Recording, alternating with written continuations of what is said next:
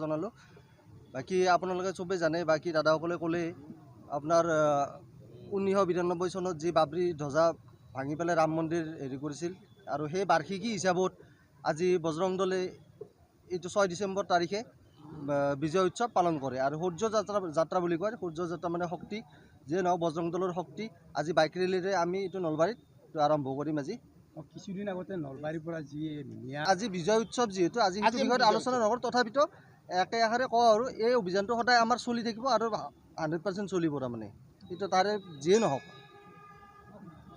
500 বছৰৰ যি কলংকিত অধ্যায় আছিল সেই কলংকিত অধ্যায় 500 বছৰৰ কলংকিত অধ্যায় হিন্দু সমাজে সমগ্ৰ ভাৰতবৰ্ষৰ হিন্দু সমাজে 1992 চনৰ 6 ডিচেম্বৰৰ দিনা উফৰাই পেলাইছিল আৰু সেই 500 বছৰ কলংকিত যি ধাঁচা সেই ধাঁচা ধূলিত নিশ্চাত কৰি দিছিল। গতিকে আজি সেই তেতিয়া 1992 চনৰ পৰা বিশ্ব হিন্দু পৰিষদ আৰু বজৰং দলে এই বিজয় মহা উৎসৱ আমি পালন কৰি আছোঁ সমগ্ৰ ভাৰতবৰ্ষতে আৰু আজিও সেই তাৰ পৰিপ্ৰেক্ষিতত আজিও আমি এই বিজয় উৎসৱ আমি সূৰ্য দিৱস হিচাপে আমি পালন কৰি পেলাই আমি ইয়াত সমবেত হৈছোঁ আৰু আমি ইয়াত কাৰ্যক্ৰম কৰিবলৈ আৰম্ভ কৰিছোঁ।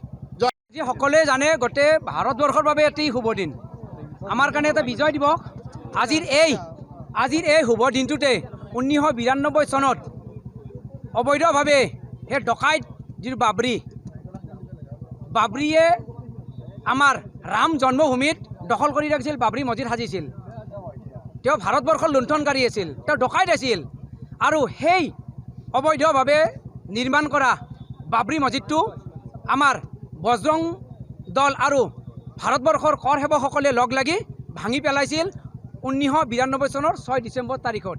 আৰু সেই দিনাৰ পৰা আজি তাৰিখলৈকে এই দিনটোত সমগ্ৰ ভাৰতবৰ্ষতে বজৰং দলৰ ফালৰ পৰা আমি বিজয় উৎসৱ পালন কৰোঁ, যাক সূৰ্য দিৱস বুলি কোৱা হৈছে। তাৰো ফলস্বৰূপে আমি আজি বিশ্ব হিন্দু পৰিষদ বজৰং দল নলবাৰী জিলা সমিতিৰ আটাইখিনি কৰ্মকৰ্তা লগ হৈ আমি নলবাৰীতো এটি বিজয় উৎসৱ পালন কৰিম। এটি বাইক সমদলেৰে গোটেই নলবাৰীখন পৰিভ্ৰমণ কৰিম। আমি সমগ্ৰ ভাৰতৰ অসমৰ সনাতনী হিন্দুসকলক আজিৰ এই শুভ দিনটোৰ বাবে অভিনন্দন জ্ঞাপন কৰিছোঁ, এই বিজয় উৎসৱৰ বাবে অভিনন্দন জ্ঞাপন কৰিছোঁ। যিকোনো খবৰৰ বাবে যোগাযোগ কৰক 7099017330 লগতে 7099017110 নম্বৰত।